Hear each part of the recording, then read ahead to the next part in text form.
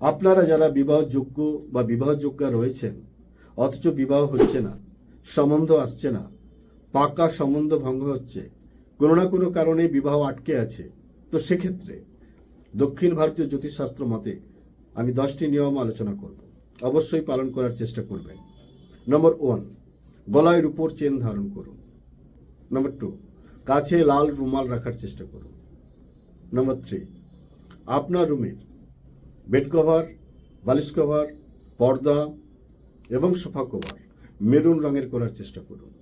নম্বর 4, 400 গ্রাম আতপ চাল মঙ্গলবার করে নদীর জোয়ারের জলে প্রবাহিত করুন।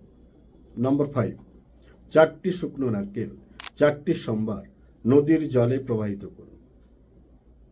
নম্বর 6, বয়স্কা বিধবা মহিলার সেবা করুন এবং সাহায্য করুন। নম্বর 7, ছোট ছোট বাচ্চা শিশু মেয়েদের চকলেট দিন। নম্বর 8, বাড়িতে একটি হনুমান মূর্তি এনে স্থাপন করুন, প্রত্যহ ধূপ দীপ দিন এবং একটি রেকাবে করে একটি পানপাতা, সুপুরি, সিঁদুর এবং একটি লাড্ডু দিয়ে মঙ্গলবার করে পুজো ও প্রার্থনা করুন।